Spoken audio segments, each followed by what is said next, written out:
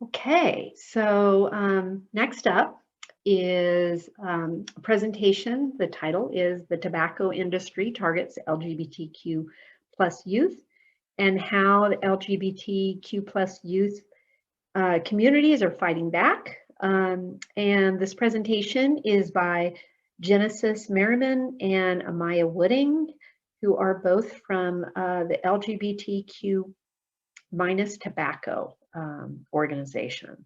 So now we'll get started with that presentation. Thanks again, Friday Night Live, Mia and Una, for a great presentation. Okay, so make me a co-host, please. Yes. Yes. I will make you both co-hosts.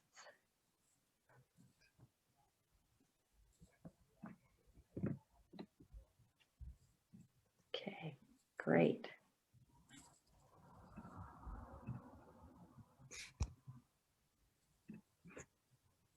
Okay, so everyone should be able to see it now. Is that right? Yep. Okay, great. Yeah, so yeah, we are LGBTQ Minus Tobacco, and we're here, like the title says, to talk about how the tobacco industry is targeting LGBTQ plus youth and what can be done about it. I want to thank the Benedict Friday Night Live high school students for sort of talking about mental health. We are going to sort of touch on the ways that the tobacco industry knows that LGBTQ plus, as well as other marginalized youth, are turning to tobacco as a coping mechanism. So I appreciate that you've sort of provided that segue for us. Before we get started, just want to point out that with this presentation, we're not here to dictate behavior. We're not here to tell you to quit. That's a decision that you have to make on your own.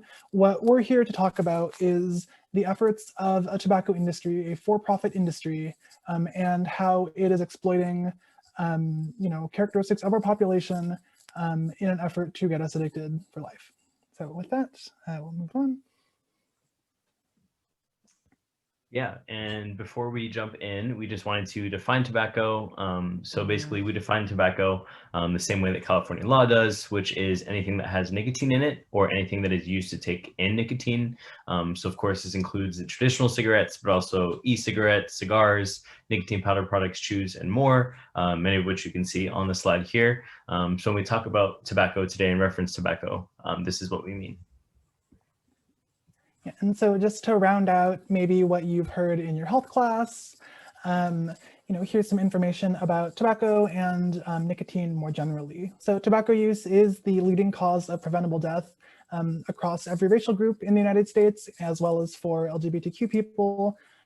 Nicotine increases clotting risk and of particular concern for transgender people and non-binary people. If you're having gender-affirming surgery or, even just anything that will leave a scar, that outcome will be worsened because nicotine reduces blood flow around your body. Young people who are ages 13 to 24 who vape are more likely to contract COVID. And then just looking at kind of the racial justice component of this, we know that Black, Hispanic, multiracial, and LGBTQ young people who are using any kind of inhaled tobacco product, whether that's a cigarette or a vape, are more likely to report COVID symptoms. Yep, and on this slide, we can see the smoking rate over time, both in California and the rest of the country. As you can see, the smoking rate has been on a pretty steady decline in both areas over the last few decades. And as we can see, California is doing relatively well compared to the rest of the US at 9.7% versus 16.2% smoking rate.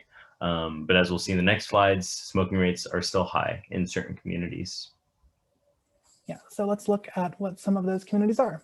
So this graph is of the cigarette use among California adults from the year 2018. You can see the top 4 bar graphs, particularly American Indian adults, are using cigarettes at very high rates, as well as African American or Black adults also using above the state average. Also want to point out that with the Asian Pacific Islander bar, even though the bar as a whole is at 8%, we know that if you disaggregate by ethnicity or by gender, in particular, like Korean men, Vietnamese men are often using tobacco at pretty high rates as well. And then the 4 bars below the line, there's our LGBT community that we're here to represent. we're using tobacco at about twice the state average. And then also high are people with mental health challenges. About 30% are using tobacco. So now we have our first question for you guys to think about or to share if you feel ready to. Basically, do you think high school students show the same pattern as adults? Another way to think of it is like, do you think that LGBTQ and youth of color use tobacco more or less than others? Feel free to unmute yourself, throw it in the chat.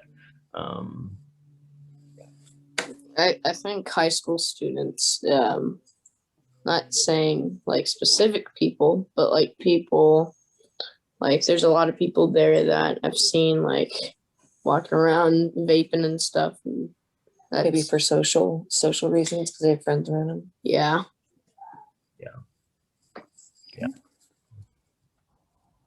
Any other answers? No? All right. Genesis, go ahead. Next slide. Yeah, in Solano County, the short answer is yes. Yeah, the data here shows that across Solano County, LGBT students, lesbian, gay, bisexual students are still using tobacco products more than non-LGBT students. But also, as you can see, pretty much all groups, LGBT or non-LGBT, are using tobacco. And specifically on this slide, we can see e-cigarette use among LGBT versus straight students. And the data here is from grade 7, 9, and 11 across Solano County. And as you can see, LGBT students in Solano are using e-cigarettes at rates up to 3 times as much as straight students. And just a note on where the bars are missing, that's typically because there's just not enough students kind of in that demographic at that grade level to be reportable. Yeah, and even within the broader like California LGBTQ youth population, we see pretty alarming disparities when we look at the data by identity. So if you look at this slide, you can see tobacco use rates for different LGBTQ youth communities. Of course, there are so many communities represented under that umbrella. And we see the percents here ranging from 16 to 34%. And just for reference to all of these numbers you see on the slide, the general tobacco use youth rate in California is at 12%. We also want to note the non-binary data is not included on this graph, but will be on the next one. Yep, so here is sort of the overall California high school population broken down by all sorts of dimensions. So we have gender, like Genesis was saying, students who identify another way besides male or female, which we're taking to be the state of California's kind of clunky way of asking, are you non-binary? So we can see that those students are using tobacco at about twice the rate as students who identify as male or female. Like we saw in the previous graph, LGBTQ students overall are using tobacco more versus 12% for non-LGBTQ. And then by race and ethnicity as well, there are disparities. And then by grade, you'll see 10% of 10th graders and 15.9% of 12th graders reported using tobacco recently in the 2018, probably 2017, 2018 school year. And, you know, this pattern of increase is kind of typical, right? When you get older, you might feel a little bit more brazen about trying to actually go into a store and buy, or you might have just been introduced to it kind of along the way. Yeah, and what about those, you know, who are both LGBTQ people and people of color? Big surprise, they tend to smoke more. We know that LG Black students and LGB Asian Pacific Islander students try smoking more often and earlier than straight white students. But when we look overall, we know that Black and API students do not, when you kind of zoom out. So we know that this specific disparity is one centered around sexuality. We also know that a Black trans student is almost 6 times as likely as a Black cis student or non-trans student to vape. And a white trans student is 1.2 times as likely as a white cis student to vape. So we can see that across these intersections, you know, of race, sexuality, and gender, multi-marginalized youth are smoking more. Yeah, and so again, you know, we like to pick your brains and go, you know, what the heck is going on here? Why are we seeing these higher numbers? Does anyone have any guesses? Because it's maybe gotten like more popular from like the internet and stuff. Okay, so maybe more popular because of the internet. Any other ideas? I was going to ask this question. I guess I would think it's often used as a coping mechanism because there's so many stress is placed upon people of this, the LGBTQ plus community. And a lot of times people believe or think that nicotine reduces stress. So I guess a coping mechanism. Have you seen our slides? Because that's exactly what we're going to say. No, I haven't seen it. Yes. Okay. Well, fantastic. Yeah. So without further ado, let's kind of get into it. So here we have this quote from a 16-year-old lesbian, and she's talking about, I guess I'll just read the quote. Something about being gay or questioning, it messes with your head. Makes you think about so many other things, you know. I don't know what I'm going to do. I don't even know if this stuff is happening, if it's just a phase and I'm going to get over it. And the next thing you know, you're just looking for something to get your mind off it, even if it's just for a minute. Maybe I'll just smoke a cigarette. Especially when you start it, you get a buzz. And maybe just something to keep your mind off everything for a little while. So I'm thinking of some of the tips that were given earlier. You know, this is seen as something that, you know, maybe for just a moment is going to sort of displace all of these questions about, you know, who am I, what am I doing? But then in the long term, of course, we know, as we can see in this kind of frazzled smiley on the right, that, you know, when you're using nicotine, you're actually stressing out your body even more, right? It restricts blood flow, increases heart rate. It literally is just like stressing you out. And then on the left, yeah, getting to the answer about using tobacco as a coping mechanism, we know that LGBTQ people of all kinds are experiencing negative things because of who they are, and that is leading them to use tobacco more. So the first 3 bullet points, it's different kinds of LGBTQ adults who are using tobacco more because they're being discriminated against for their gender identity, for their sexual orientation, but this also does extend to youth. So the bottom 2 points, if you are an LGBTQ young person and your family rejects you, or if you experience, say, bullying, social, you know, ostracization at school, then you're going to use tobacco more as a coping mechanism. But again, you know, nicotine is not a good coping mechanism for you to feel actually less stressed out because it stresses you more. Oh, and I see we have a comment. See that? Ah, okay.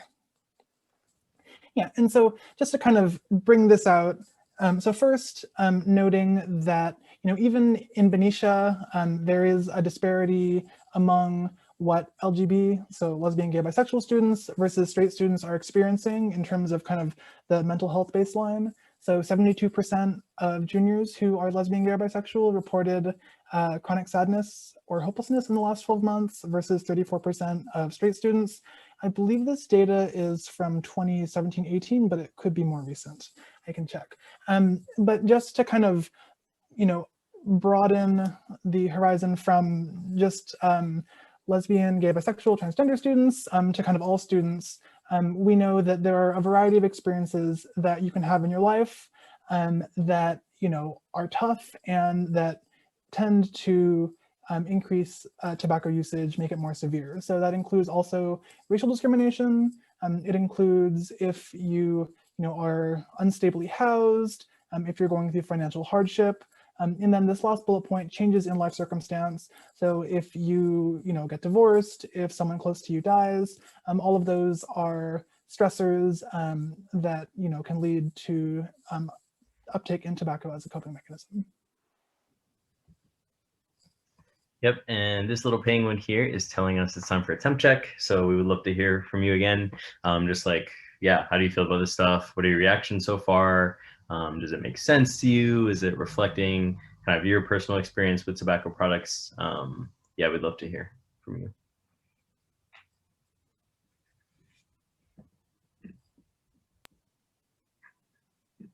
Well, that the last slide with that, the 72% who reported hopelessness, that's staggering and so discouraging, and is just indicative of what a broader issue this is.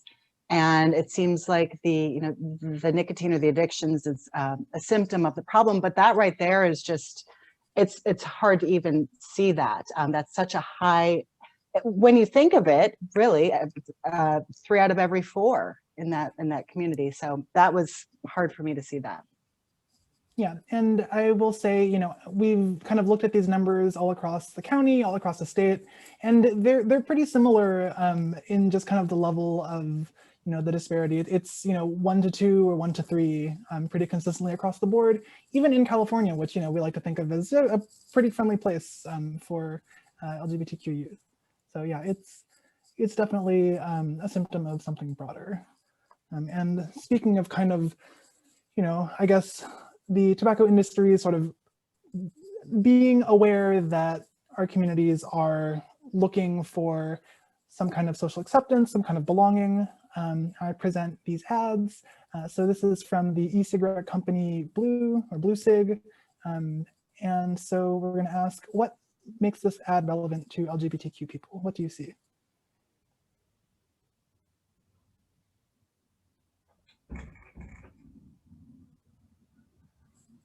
Okay, well, hearing nothing. So this. Well, to me, oh, I'm sorry. Yeah, This go is ahead. Bart. Hi. Yeah, to Hi. me, I mean, it makes, I think, it look cool, and like, you'll be part of the community and be cool, and it's it's a cool thing to do, and Yeah, thank you.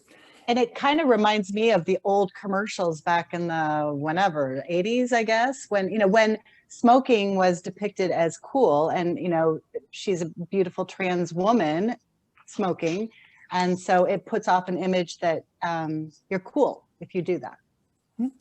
Yeah, so yeah, this sense of belonging. So this was an advertising campaign that a drag queen did with this brand Blue Cig. And you can see on the left, this Instagram ad, Blue Cigs, remember to be yourself, everyone else is taken. And so really playing off of the kind of uniqueness aspect of LGBTQ culture and kind of wanting to belong to something. And then we have another set of ads. Yeah, for this one, yeah, can anyone take a wild guess which of these two ads they think appeared in a gay male magazine? Yeah, only one of the two did. So what do folks think between the two of these? I think the one to the left. Yeah, I see some folks mouthing left. Yeah. So basically, you guessed right. The one on the left, if you look closely, of course, you see on the left, there's an extra man that they kind of threw in there. So it's pretty unclear, is he looking at the woman in the far back, or is he looking at the man? Who knows, and this is just to drive home the point, the tobacco industry loves to claim that they don't target our community, that they run the same ads, but, obviously, in a side-by-side, they're running different ads. Yeah, so something else that the tobacco industry does is co-opt the kind of goodwill and the social capital of people who have connections in our community. And so on the right, not yet, in the bottom corner, we have this rainbow hand ad from the e-cigarette company Enjoy. And what Enjoy did was hire someone whose previous kind of resume experience was helping unhoused, so homeless LGBTQ youth find housing. And they turned around and made him global head of social commerce. So his job was now to sell e-cigarette products, which again contribute to our leading cause of death, and sell those products to our community. So really the kind of turnaround, I think it's a pretty big fall to go from providing housing to selling us death. Yeah, on top of our community leaders, they also co-opt our community spaces and events. So on this slide, we see an example of targeted sponsorship from a tobacco company. Pictured our first 4 shirtless, conventionally attractive men that they kind of sent to an LGBTQ event. They're holding tobacco vape products and tablets to collect people's information. Just another really creative way that tobacco companies are targeting us by sending men like this to promote their products at our events. And in the back, you can see there's Enjoy again, and then Out, Subaru, and It Gets Better. So yes, definitely LGBT event. And something else that they've done that's pretty overt relatively recently was try and just throw money at LGBT nonprofits. So this is a story of how there were several organizations in Southern California who were approached by the parent company of Marlboro, which also owns a big stake in Juul. And they basically said, hey, so California has this law that's going to ban flavored tobacco, most of it, and we don't really want that. So we will give you $5,000 grants if you help us collect signatures to undo that law. By the way, they were successful, unfortunately, but not because any of the LGBT orgs did anything about it. They got together and they said, no, we're not going to take this money. Yeah, so on this slide, what do people see here? What like pops out from these three ads to people? Like first reactions, what do you see? For me, the two women on the left. Yeah. Anybody else? Anything jump out at you?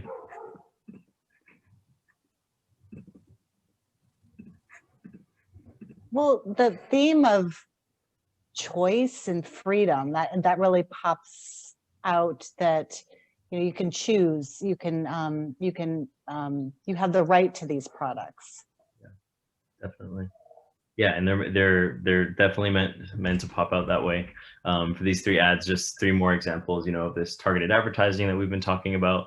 On the left, like you said, Bart, the I choose, the two women kind of stealing a kiss, choice, this box of cigarettes. In the middle, we see the colors of the rainbow, the word pride, to like take pride in your flavor. And on the right, like you said, more lists of freedoms. They say American Spirit says, gives us their list of freedoms, including the freedom to marry, freedom to be, freedom to love, and also to inhale. It's all good, as they say. So just some more really clear examples of this targeted marketing. Wow. Yeah, so to kind of bring it all together, we have this very yellow slide, and it's called How They Get Us to Screw Ourselves.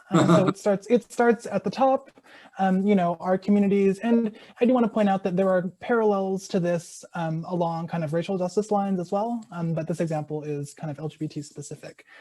So at the top, right, we're out in the streets, we're fighting for equal rights. It used to be to get married, now it's, should trans people exist in public? And the cigarette companies, the tobacco companies more generally, come along and say, hey, we're your friends. And they place advertisements in our publications, in our spaces, saying, yeah, buy our product. So we do. And that's at about the 5 o'clock position. And the thing is that the money that we're giving them goes directly to the coffers of politicians, because the tobacco companies are located in very right-leaning states. So, all donations make their way to politicians who pass laws that are designed to make it much harder for our communities to exist, to thrive. And so we're right back where we started. So really, when you're giving your money to purchase these products, right, it's not just your own health that you're jeopardizing, but it's also in a kind of broader political way, the health of your entire community. So yeah, that's what we have going on here. Yeah, so this next slide, talks about Project Scum. Before I tell you what it is, can anybody have a guess of what who Scum is referring to, rather? It's referring to a group. And one guess what Scum means in this context. Tobacco companies? That is Maybe. true. I wish that's what I meant.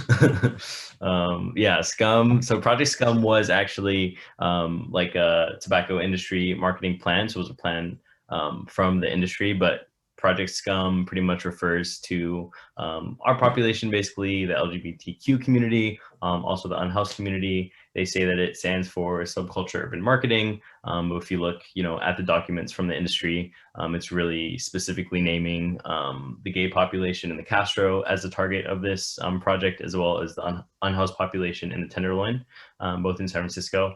And these are like leaked industry documents pretty much that weren't supposed to make it to the public eye, but really, like in their own words, tobacco companies literally think of us as scum and make it very clear that our money is their top priority. Wow. Yeah. So now we're going to shift gears just a little bit. So we've been talking about what the use rates look like for young people and adults, and how the tobacco industry is targeting LGBT people. Now we want to ask, what makes it easy for someone who is under 21 to access tobacco in Solano County? Maybe like someone like a friend or something giving you like that type of stuff. Mhm. Or like somebody who is older is providing another person, or somebody is providing you with cigarettes and e-cigarettes. Okay, good ideas, good ideas. Any other thoughts before we move on? Yeah, oops, Oh, sorry. yes, no, go ahead, go ahead. I've seen a lot of people on social media trying to sell vapes to their peers.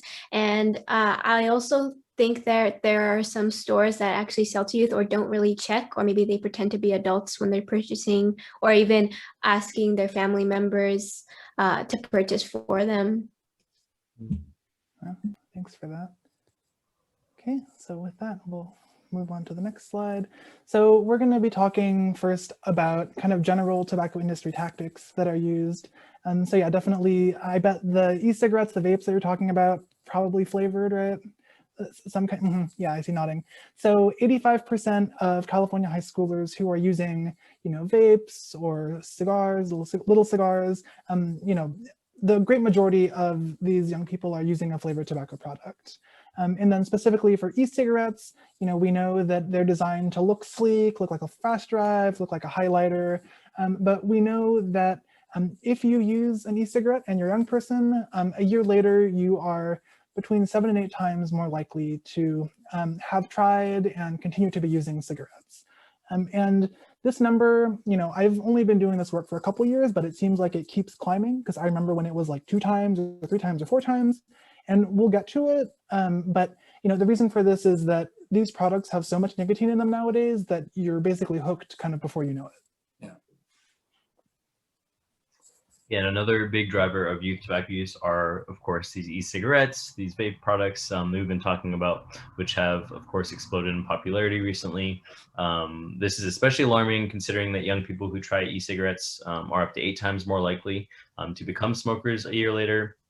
And even though e-cigarettes are sometimes marketed as a good thing, as a way for smokers to quit smoking, the FDA has not approved them as quit smoking aids, and no e-cigarette product has ever even been submitted to the FDA to be considered as a quit smoking aid. Instead, it's optimistically estimated that for every 1 adult who successfully quits nicotine through the use of e-cigarettes, 80 young people will use them and eventually become smokers. And in terms of what is in the e-vapor that vapors are inhaling, regardless of how it might taste, what flavor it might be, this e-vapor includes carcinogens, nicotine, flavorants, and heavy metals. Of course, it's not shocking then that vaping is linked to more severe immune system suppression than cigarette smoke. And also the FDA, again, does not effectively regulate labeling or contents of e-liquids. So nicotine amounts don't always match the product packaging, even if it's packaged as nicotine-free, might not be true. And flavorings, while they might be safe to consume, they're not tested for inhaling. So back to the kind of how much nicotine is in these things. This is a beautiful infographic from our friends at Stanford. And so starting on the left, right, you have traditional pack of cigarettes, has 20 cigarettes in it, and each cigarette has about 1 milligram of nicotine. And then moving rightward, so a Juul pod has just a little over 2 packs of cigarettes. A puff bar has 2.5 packs of cigarettes worth of nicotine, and a Swarin pod has 4.5 packs of cigarettes worth of nicotine. And we've heard stories of young people who are going through 2 or 3 Swarin pods a day. And so the way that they're able to do that is because the way that the nicotine is stored is what's called a nicotine salt.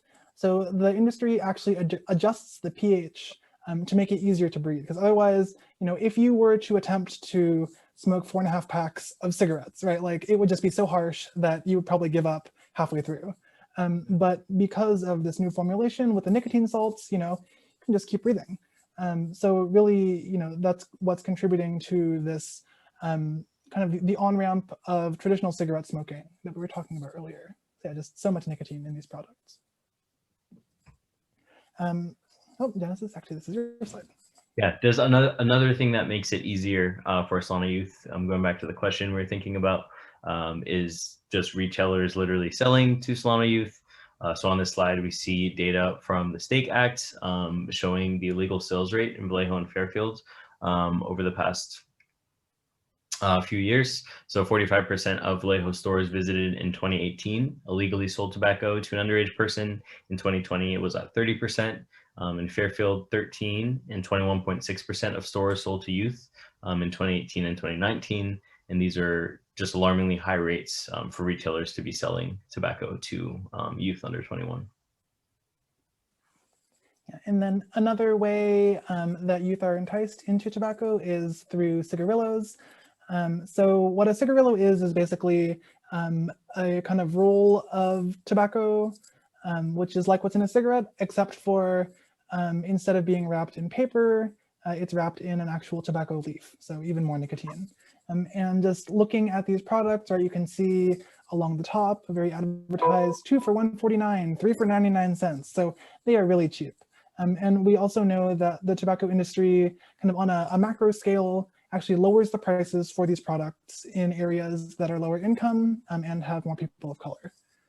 Specifically in Solano County, most tobacco retailers are selling these products. About 3 in 4 of them are selling them for under $1, and over 2/3 of the tobacco retailers near schools are also selling them for under $1. And then these products are an LGBT issue. We know that lesbian, gay, and bisexual people are using these products about twice as much as straight people, and transgender people are using them about 3 times as much as cisgender or non-transgender people.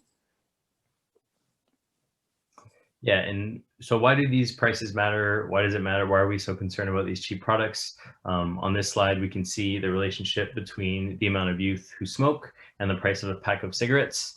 So as you can see, as cigarette pack prices increase, so that green number there, or that green line rather, the number of youth smoking, so the red line, that decreases.